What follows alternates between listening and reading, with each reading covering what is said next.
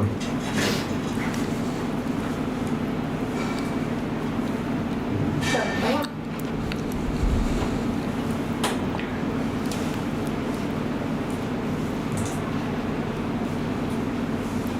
Hello everyone, good evening.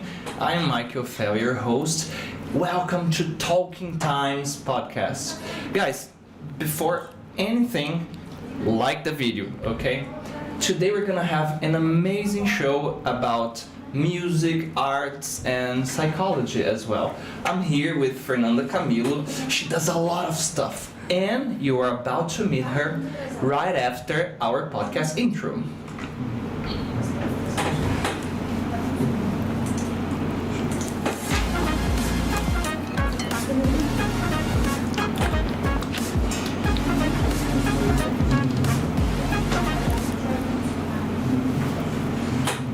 Hello Fernanda, thank you so much for being here. It's a pleasure. The pleasure is all mine. Thank you so much for the invitation. No problem. Before we go right at it, can you introduce yourself to our listeners, please? Yes, of course. Hi there, good evening. I'm Fernanda, but everybody calls me Fe. I'm 29 years old. I am a psychologist, an English teacher, but I'm absolutely passionate about art. So I like to sing, I dance, I act, I write. Basically everything, a little bit of art, I do it. Okay. And I think that's it. And I'm a mom as well. Oh, nice. And how did you first learn English before you started teaching? I studied like by myself because I am very like interested in learning about different kind of stuff, as you can see. And I used to sing, and I wanted to learn especially by song, like listening to songs and watching musical theater. And then I did a course. There's the connection right away. When you were learning, you also use music and art. Yeah. Nice. Do you recommend students to do that as well? Of course. It's the best thing ever. Like, choose something that you are passionate about it, that you love, and use to your advantage. Nice. And how was the process before you started teaching? What took you to this path? It was very natural. I think it was a coincidence. Okay. A bit of networking, a bit of the universe helping me out. I had an English teacher, and he used to push me to do this. He said that I was very communicative, and I was very, dynamic and kind of cheerful. And then he gave me kind of the opportunity. He told me, there is this, this hiring process at Times School. Do you want to go there and do the test? And I said, let's do it. And I did. And then I did the interview, and here I am. No, that's very interesting. So every time I talk to a teacher, there's always like a story behind. When I talked to Gabi, it was the same. With Anna, with me, it was the same. And it's never like, okay, I'm gonna start teaching. There's always something, in your case was the way you express yourself, and art with me was music. But there's something you told me. You said that teacher noticed you were very expressive, communicative, but you said you were shy. How was the process, like from a shy person to an outgoing one? What happened there? I think it was mainly practice. When I was a child, I was shy to the point of being pathological. Like, I was afraid to ask the teacher to go to the bathroom. Oh my God. Yes, because I was so scared. I felt so scared to talk to people. I felt very anxious. And then I met this friend of mine. She was very artistic. She was very talkative. And she started to drag me into situations that I had to perform, that I had to do something. I had to act in a play in the school, or I had to sing something, or I had to dance. And then it just became natural with time. Do you I put remember myself in those situations enough. Do you remember the first time you had to be part of a presentation? Because I think that was like watershed for you. I remember that there was this teacher Anna. She was a Portuguese teacher. Hi, teacher Anna. I remember the name of my teachers, and she was absolutely cute and perfect. And she loved to do workshops at school and artistic events. And then she decided we should do something for the carnival. like some type of carnival dancing, and we went there and did. Absolutely embarrassing, but we did. Oh, but it's embarrassing to see me dancing today, but has always been them. But hey, no bullying. How old were you, Fernanda, when you did that? I think it was 10 or 11. Oh, you're very young. Yes, nice. That's beautiful to hear. I always tell people online or in other students that I have that they say, Maick, I don't know how to talk to people, because I am very shy too. Nobody believes. Okay, I'm not. But they say, what could I do to be more social, And people imagine to be social is just like going to parties and talking to people. We live in a society, so we have to talk to people. What would you tell a shy person that wants to be more outgoing, a way to go after this barrier and start, socializing? I think there are maybe two things that I would say. Okay. First of all, just go there and face the challenge. Okay. If you are always afraid, you'll never do anything. So, put yourself in positions that you're going to be embarrassed, and you're probably going to embarrass yourself, but do it, because that's the point you get until, like, in a point in your life that you're going to be just outgoing and talkative. And the second one, I had a teacher, a drama teacher, Audia. Okay. And what was her name again? Audia. Hi, Audia. And once she told me, never be afraid of being ridiculous. Oh, that's... Don't be afraid of being ridiculous. Because if you are afraid of being ridiculous, you'll never be your authentic self. That's okay. Mauricio has the cut already, Don't be afraid of being ridiculous. Don't be. No, that's very, very good to hear. And you are connected to many areas in art, like acting, singing. Which one is your favorite? I don't know. I love singing and writing. Okay. I think I like both at the same amount, I would say. Okay. Would you know, actually, do you use these things when you are teaching someone, like you're teaching an English class, and do you use art to do that as well? Yes, I do. I do. I think at time in school, I had once a dancing class with my students. Ah, me too. Yes, we had a dancing class, like full on with choreography and everything. We had singing classes as well. I did sometimes, and I love art, and I try to put it like anywhere in my life. I imagine like when you prepare a class too, because by the way, congratulations. Every time when I was a coordinator and I got a presentation that you made it was always aesthetically beautiful, and you had this care, to make everything like that. So it's impossible to separate the teacher from the artist in this aspect. Yes, I would say so. Do you incentivize students to do that as well? For example, like, what happened to you? You see yourself in the other side, at the other side of the table, like, okay, you have a lot of potential. You should do this, this, and this. Yes. Okay. I do. And you probably feel very proud after that. For sure. Of course I do. I feel it's awesome. I hope they remember my name. And someday they say, Teacher Fernanda told me that one day. Okay. Did you, besides your friend, did you have any other influence, like in family or like to start acting, get yourself into music? What was the biggest influence? Because you were very young. I don't know. I believe in life after death. I believe in resurrection, and I think probably something from another time. Like, I think I was born with this urge to do art, because I don't know, since I was a kid, I like it to do stuff. This is something that we do here at times that I really enjoy, because we are able to bring our passion into our day-to-day activities. Like, I love philosophy, neuroscience, all those topics, and we can do the same in movie class, song class. It's beautiful. Super cool. Who would you say, that would be your top 3, best artists nowadays? Ooh. Yeah, it's a tough one, question. I know. By the way, while you think about it, if you are watching the chat, we're gonna have a kind of a game here. Imagine that you are responsible for the Oscar, and you can give the Oscar to in all the categories that you want, like best movie, you know, best actor, best actress. Put your top 5 there, okay, guys? You can put that on the chat. And by the way, Gabriela said good evening. Hi, Gabriela. Hi. Silvio said hello. Kathleen said hey people. Hey Apple. Hey Apple. Okay, so who would be for your top 5 or top 3? Let's okay. Okay, Viola Davis. Mm-hmm. I love Meryl Streep. Okay. Singing artistically nowadays, I love Jess Reyes. She's absolutely perfect.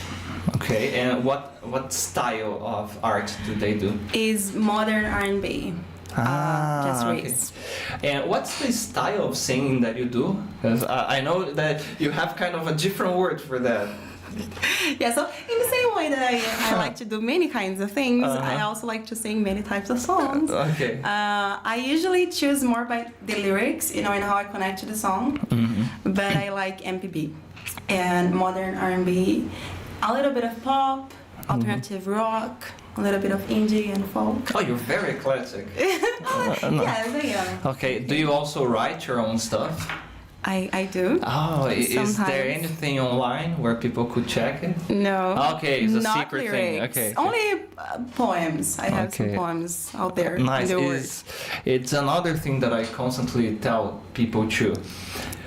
Having kind of this artistic way out, it's amazing because sometimes people say, well, I'm bored, I'm sad, so you can manifest that in something you make, like a poetry, or maybe you write a song and then it helps you to go through a bad moment of your life, and other people kind of identify with that.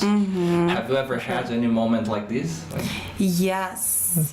I think writing for me is the best form to express myself when I'm dealing with some tough times. You know, Of if course. I'm dealing through some bad stuff, then I just sit down and I write about anything and everything.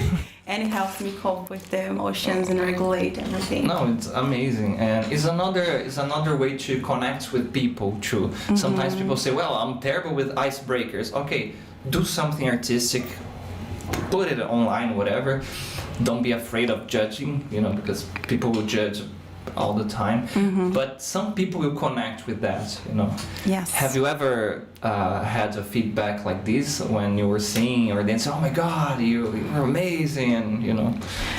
I had a few. I used to write and post on a website, mostly poems, Okay. poetry, and there were some people that gave some very beautiful feedbacks about some of the emotions that I was like portraying there. I like to write about existential stuff. Yeah, we're gonna talk about that too. So people were okay, that's interesting. Is there some questions that we have in our minds daily, but we never get to, you know, reflect about them. In a way, it's like having a that's the philosopher talk. You see, it's like having a chat with yourself from the future. Exactly. Or from the past. Or both at the same time. Exactly. You know, it's like that movie Split. And how was the process? First, you started doing the dancing things with your friend, and how long did it take for you to start singing and acting, or was everything at the same time? It was, I think there were some stages to it. Like, first I started to write because when I was a kid, I loved to read books. And I used to write poems to my dad and to my mom, and sometimes like some letters to my crushes and to my friends. And then I started dancing. And then I remember that I participated in a contest, a singing contest. And I won. Damn, are there any recordings of it? No, there isn't. You are a very secretive person, aren't you? Maybe in a little. podcast live. Okay. I am a scorpion. and then later on, like when I was a teenager, I used to write some plays for the school, and then I started acting and directing a little bit. Nice. Through that. Okay, for somebody who is starting, you know, let's start with singing. How long would you say that? How long does it take for somebody to actually start to get the hang of it? Okay, I think I can sing. It's like a month, a year, or it depends too much? What would you say? How long does it take for somebody to start? I think it's different for each person, and there is this thing about like talent versus skill. Like some people, they already have some kind of natural talent to sing, and I think that makes it a little bit easier. Okay. And some people, they need to go after the skill to sing, like techniques, you know, and those stuff. And I think techniques is a little bit harder, but if you want to sing, just go for it. Try to do in karaoke with your friends, or sing at home, sing in the shower, sing anywhere you can. Don't overdo with the alcohol, okay? Yeah, and I think the hardest part of singing is breathing. Once you get breathing done, then the rest just goes. Yeah, for me, I was a rock singer. Was the way to impose your voice to have that aggressive, drive. The recipe. Yeah. And I really hurt my throat back in the day for a few times before I got the hang of it. So, what would you say, since you have this, you sing in many different styles, would be a good style to start? I think the easiest. Don't start with death metal. I don't want to say it's easiest. I think, of course not. Imagine the first last one. Dun, dun, dun, dun, dun. Not a conventional. Bad idea. I think pop is a good way, because pop has the influence of all other kinds of music. Nice. You have pop rock, you have pop, like in MPB you have a little bit of pop. So I think it's a good way to start. Okay. What about acting? What would be? Because I don't know. I asked you before we started the broadcast. As a musician, you have you can go to a university and graduate. You can simply play something or sing and then say, I'm a musician, that's what I do. Or you could have that card that will give you some benefits in case somebody uses your song in an event or plays on the radio, you get the royalties. Is there something similar with acting if you want to be a professional actor? Yes, there is DRT. You need to make a formal course, and then in the end you can make this process of receiving a DRT, a card to say you are an authentic actor. Okay, it's kind of sad in a way because of what we were talking about. If you don't have this, you cannot work professionally, something like that. Yeah, I think you can, but mostly as a street artist, doing your own kind of thing, by your own or with your group, not professional, let's say global, okay. or this kind of big industry. Okay, do you think, I love the polemic questions, do you think that aren't there really really good actors in global soap operas, and who would be the great ones, Because, for example, people always mock those people that go to those teen shows like Malhação, but that's the same with internationally, it's more the looks and whatever style they want to sell. But what about the let's say hardcore actors in the 9 o'clock soap opera? Who would you say, okay, that person is very good? I don't watch soap operas. Me neither, don't feel bad about it. So I don't know much, but I know I know that Fernanda Montenegro. She's done amazing. Many soap operas, and she's a goddess. She's absolutely great. And I don't know many names of Brazilian actors. I'm sorry. Okay, no, you remember one, and she was in the Oscars too for Central do Brasil, I guess. I remember that. Also, Cheryl Menezes, I remember that one. She's amazing. I really like José Maier. He's very... No, I'm joking. If you don't know who he is, he's just, a handsome actor, that he get the rose because of his looks. All right, okay, back in the theater scene, do you have any... backstory that you can share with us, something funny that happens? Because I know actors, they have rituals, not those rituals, but I mean, they do some warm-up or stuff before they go there. Yes, usually we do. We do some, to warm up our voice and our body, right? I was doing that. Yeah. I have two things about to say about it. I think Okay. the first one, like, don't think about anything glamorous. Sometimes people think, you're gonna have your own, room to dress up and be absolutely It's fabulous. like a snack and one tampico. Yes. Yeah, the truth is it's very chaotic. Usually there are many people with you in there. You all have to dress up at the same time. Oh, Take it off your that's clothes, put on your awkward. clothes. No shame. You just go there and do it. Uh-huh. It's a little bit chaotic, but it's fun.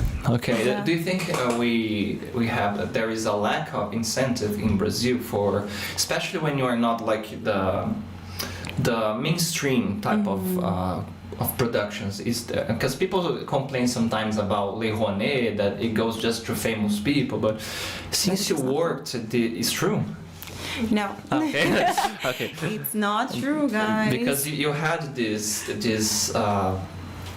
experience working in the field. So how do you see the scenario, artistic scenario in Brazil? I think it lacks.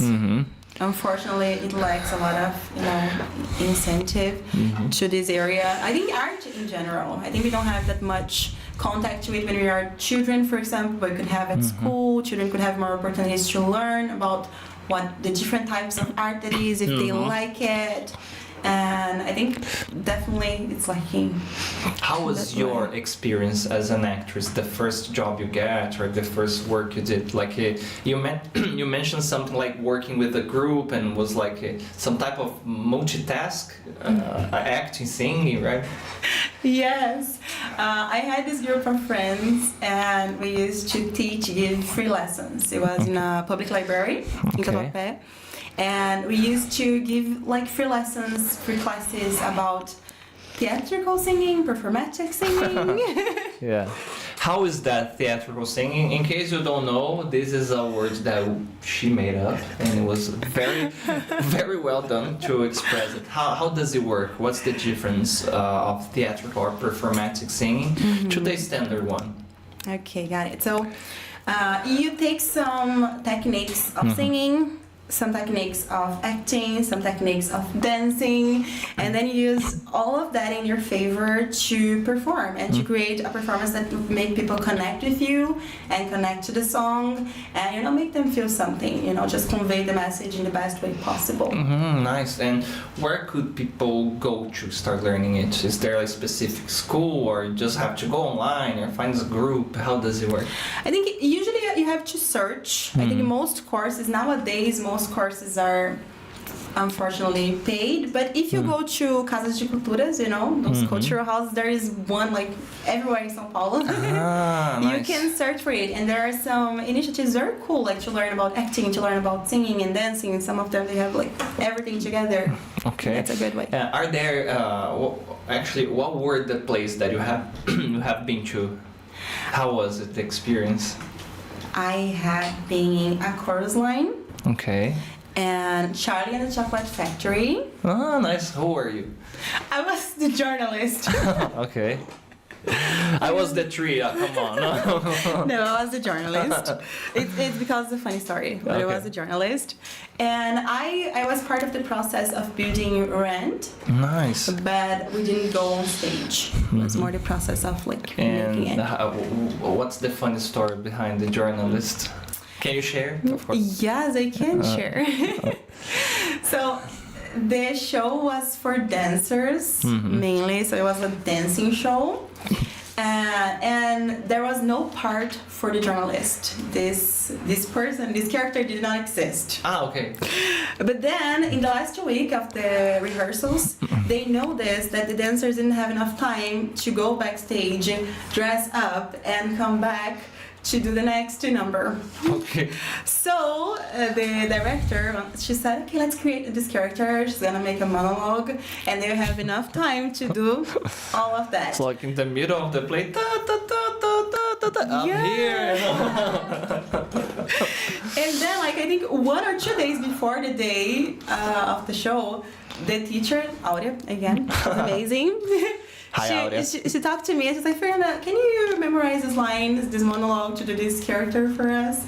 I was like, yeah. It was like 2 pages, 2.5 pages of monologue to memorize. And what did you do to? Because I heard once. That's actually links to my next question. what are the characteristics of a good actor? Like, is somebody or actress is somebody who can, like, make you feel some strong emotions, whatever, like make you laugh, or somebody that can make you feel scared, or are those people who know their lines by heart, for example? Somebody, I don't know if it's an urban legend, silly me, but somebody says, oh, I know that Antonio Fagundes, he never memorized his lines. Of course he says, oh, Bino, that's a trap. But what would you say that is like what makes somebody be a good actor or actress? I think the most important thing is to make people believe. Like, if people really... I know it sounds very stupid, but... No, it makes total sense. I mean, like, when you remember that character, you associate, the person with the character. Yeah. Like, if you walk on the streets, people will know you by your character, not your real name. Yeah, like maybe that. They will love or hate you for it. Exactly, like that. And those are the best ones. Because they it really makes total sense. I remember I think it was in Game of Thrones, that somebody, one of the actors, I think was the guy who used to play King Joffrey, that like he almost got into a fight because he was some random place and somebody, oh, how dare you? It wasn't me, it was my character, And so how did you memorize the 2 pages? What did you do? I just lived and breathed that text. I just read so much.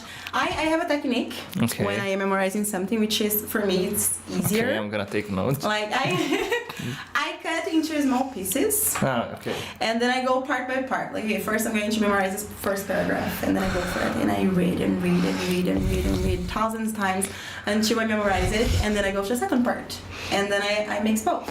And I go like step by step. It's like the mnemonic technique. I sometimes I have to remember something like that, and I try to associate with something funny or any emotional memory that I have. Okay, that looks like São Francisco, okay, and then why am I thinking about São Francisco? And then I remember the line because of that, Okay, you don't need to be very specific if you don't want, but have you ever had to become the actress in like a real life situation? Yes, a few times. A few times. Living is a little bit like acting in a way, and teaching is a little bit of acting as well. Oh, definitely. I told you about the divorce story there. Yes, right. Sometimes you just have to improvise a little and create this kind of character to make things go like easier. Okay. I think when I was, I don't know if this is gonna be good to say it, but when I made the interview 4 times, I'm not saying that I lied. I didn't lie, guys. Okay, I'm not a liar. But I was so afraid because it was my first experience. And, I didn't know if I was good enough. And then I was like, okay, I'm going to create this character. I'm gonna go for it. And I'm gonna make him believe that I am awesome. I'm gonna be the best teacher ever. And I think it helped me because I got the job. How long have you been working here? 5 years. It definitely works, Yeah, and no, but it makes a lot of sense. Especially sometimes you want to avoid confrontation or even to make people not feel bad, like you. What about in a class? Have you ever had to be the actress in a class? Because I do this a lot when I have these made up characters that sometimes I use to make the students relax and laugh, and then like, oh, it's a safe area, just Have you ever had to do anything like that? I had. I am very good in explaining things with my face and my body, like, miming things. So sometimes they couldn't understand a word, and I was like, okay, I'm going to make them understand. And then I played like, kind of a scene or something, and they got it. And it's amazing because never, guys, never use translation. Please. Yeah, try to do this natural communication, right? Okay, let me take a look because a lot of people are talking on our chat. Okay. Hello, Leonardo. We want to hear Fernanda. Please sing for us. Oh, there, you want to put her on the spot, okay? We're gonna have a duet here, Hello, everybody. I can't, guys. My voice is. Okay. Oh, hi, Kaveh. Kaveh is here as well. Hello. Okay. Do you have a favorite song that helped you when you were learning how to sing?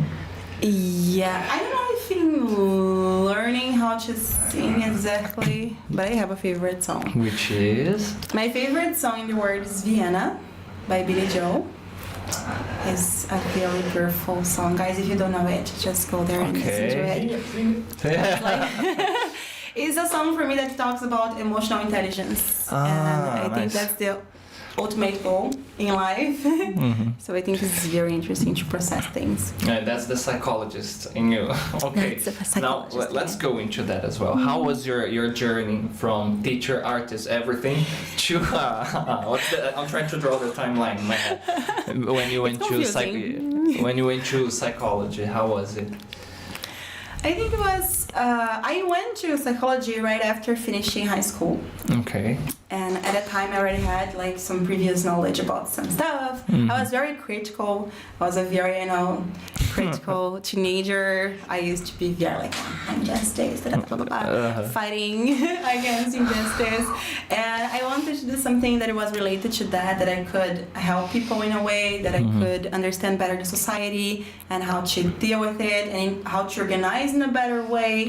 So it was like between psychology and sociology. But at the end of the day, I chose psychology because I thought it was more like a better match to my personality.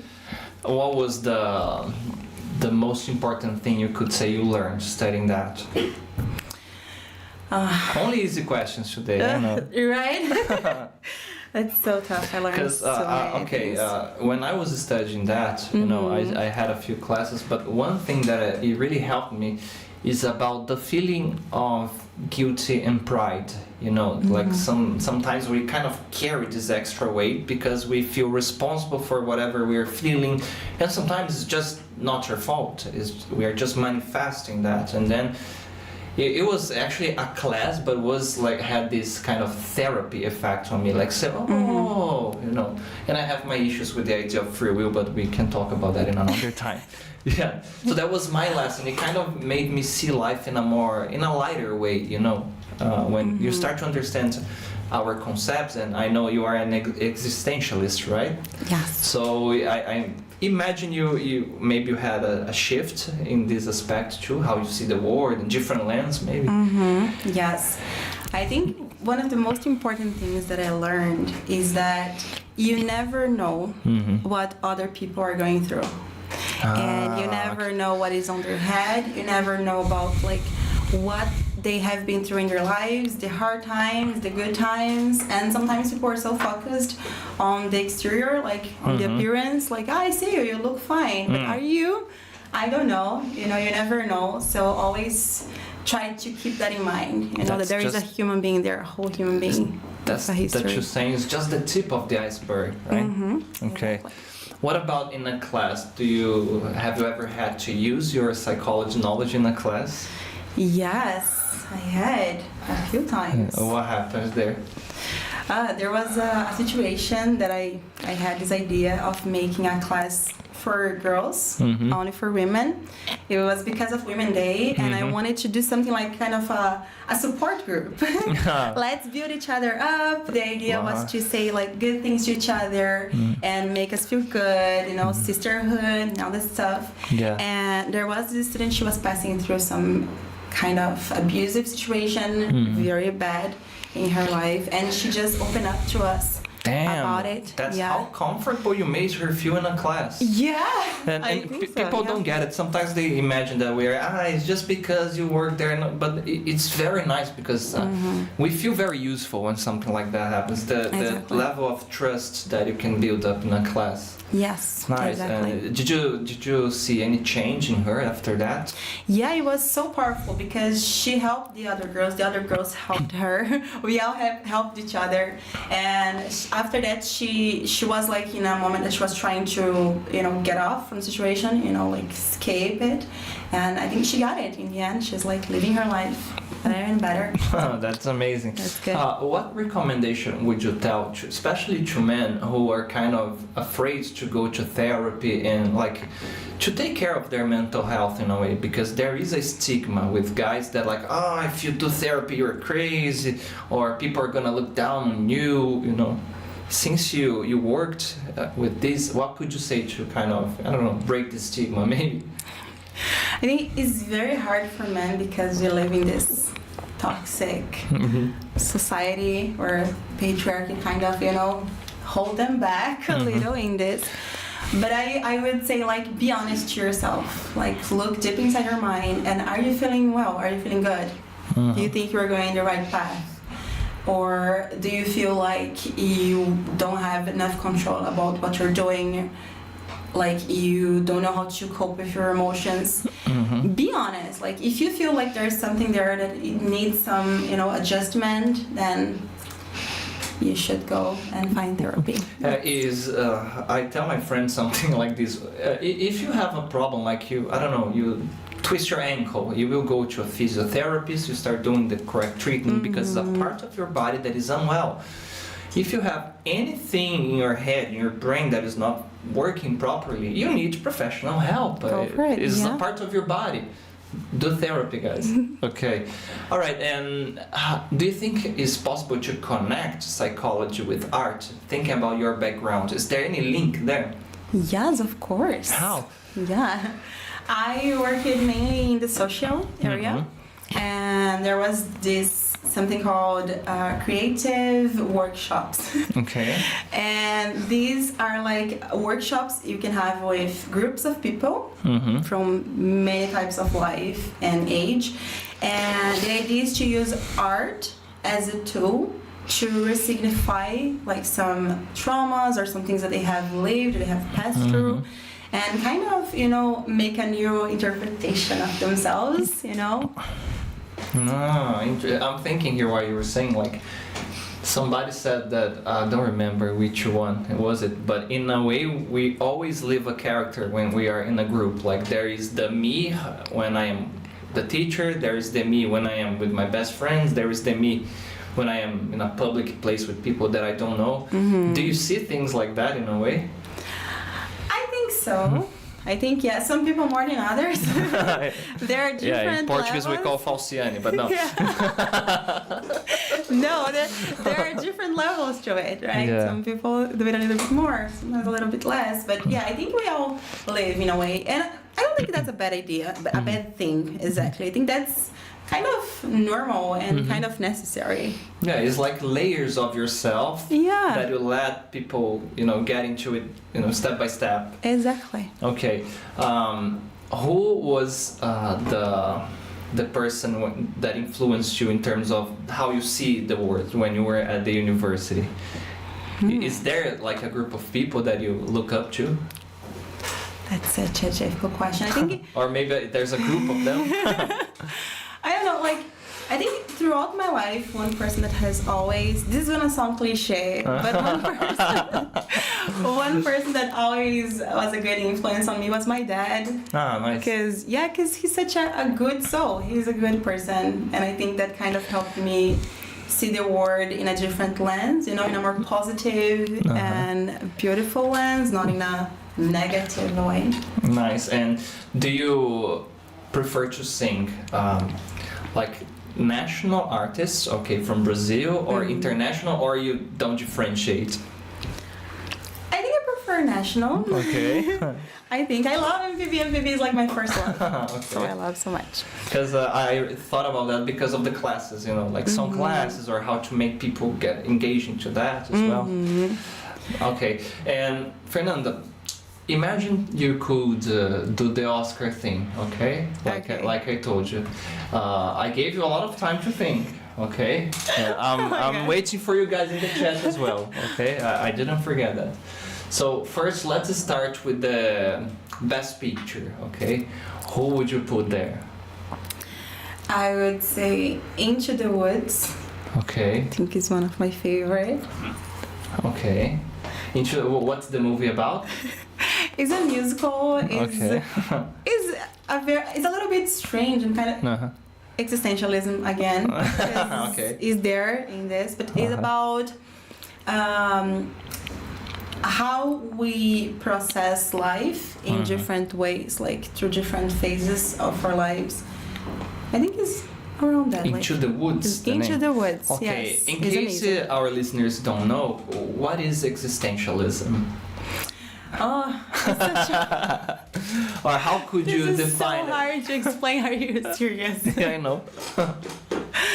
Okay, so in my perception of it, Yeah, it's okay. like the idea that we are all here, right, living on this planet Earth, this beautiful planet, on our own, and we kind of need to understand how to process life, because life is a hard thing. Life is something really hard sometimes. Yeah, it was Camus And- who said that life is ridiculous, I guess. Yes, exactly. And Absurd, yeah. we arrive here alone. We have to leave here alone at the end when we die. And we need to learn how to process and how to cope all the things that we have to deal every single day of our lives. And I think it's about that, about the uniqueness of each human being and how they're going to deal with all of those stuff that are thrown at us since Okay. we are born. And do you have a favorite one there, like Sartre, Camus? I like Sartre. I think Okay. he's cool. I love the analysis of the waiter that I told you. You know, in case you don't know, I think it's in his book Existentialism is Humanism, that he mentions that how we build this character based on our social function or job. Like, and he mentions the waiter, that the person walks like a waiter, talks like a waiter, dressed like a waiter. If you remove the profession from the person, he loses his identity, you know. Have you ever had any existential crisis because of studying this stuff? But that happened with me for some years of my life. Now I'm fine. Every time that I stop to study about society, I get an existential crisis. It's hard sometimes to Yeah. see how things go. Your job is, I could notice your job is very linked to how people could be more empathic to others, you know. I mean, your job in music, in art, you kind of linked to, and you decided to be a psychologist. So we are in 2023, you know. Do you think there is hope to do that? And if so, another easy question, you know. Take notes. And what could we do maybe to have a more empathic world like that? I hope so. I do hope so. Okay. Like to the bottom of my heart that things get better. But I think we have evolved. Okay. Sometimes we see things in a bad way and then we say, things are so bad, and like it's 2023, we are still facing those kind of challenges. But at the same time, it has changed a lot. It has evolved a lot. So I think there is also always room to grow. Yeah. Could we teach this to kids in a way? Yes, Yeah. that was what I was going to say. I think we should teach emotional intelligence to Like kids in at elementary school. Yes, exactly. I think that would be the best idea. And how could we do it? Because I saw something that I was fascinated, was this teacher teaching how you could identify something and analyze something. He was teaching like hardcore philosophy to like toddlers, like 4 or 5 year old kids. Like, So cool. And it was very interesting because it was something that in the end they say, oh, we should respect other people's interpretations. Like he asked something to someone, and then the person said, oh, that's that's a chair. And somebody else, no, that's a table. And then, no, that's an elephant. And then he showed the whole thing, and people, that's that, you know. And then, okay, what did you learn today, guys? And every single one of them, like collectively, they said, oh, that people interpret, they didn't say interpretate, but they say people see things differently, you know, and it's okay. It was kind of cute to see. So how would you do it if you were like, imagine you have this class full of kids, you know, and you wanted to teach them some emotional intelligence skills? Okay, I think I kind of do it every day because I'm a mom. Okay, take notes, guys. I am a mom of two, Okay. 2 years old boy and a 4 years old girl. Okay, what are their names? And Cassandra and Ezekiel. Hello, Cassandra. Hello, Ezekiel. If you're watching this, get out of the internet. You shouldn't be. Yeah. They're not. And I think the best way, emotional intelligence is something that you learn through interaction. Okay. Like it's something that you learn, like kind of doing it. You know, you need to put into practice in your contact with other people. Okay. So the best form is to make them dialogue, you know, about things. Because as you said, each person has a different perspective, and kids are like that as well. Kids have different, histories in their lives. They have different parents, they have different, raising background. So you need to give them the possibility to dialogue. They are very smart. People don't think that kids are smart, but they're super smart. No, definitely. And not only that, they are also very honest, like brutally honest. So I like talking to kids because of that. They will no filter, like right away, it's that. Yeah, they are. And they learn a lot, like through this, like, talking to each other and seeing the other person's perspective.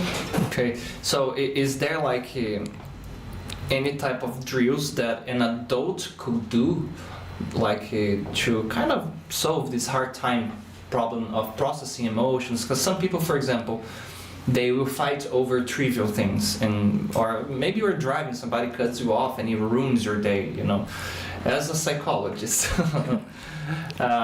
what would you recommend to people to start having this ability, to be more emotionally intelligent? It's a hard ability to acquire. I'm not gonna lie. But I think the first step is self-knowledge. You need to be conscious about what you are doing and how you are doing and why you are doing. So I always question yourself.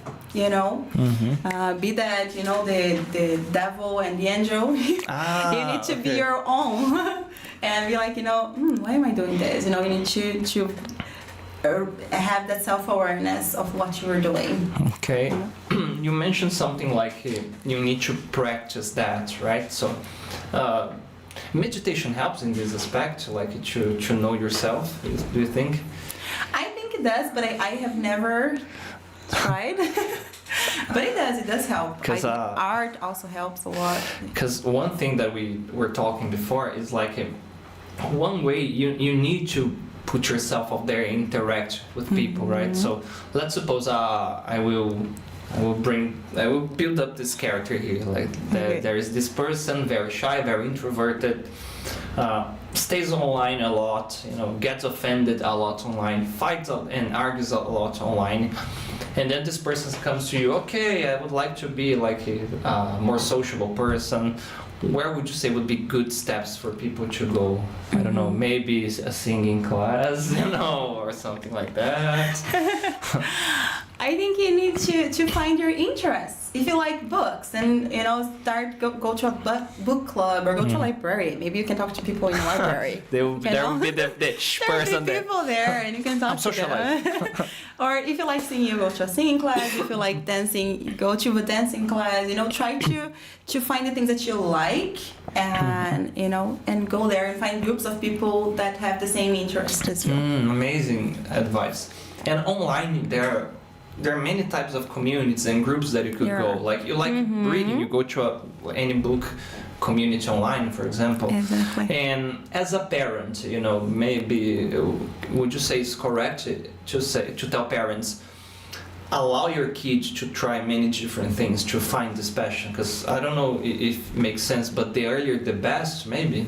For sure. I think it's super important.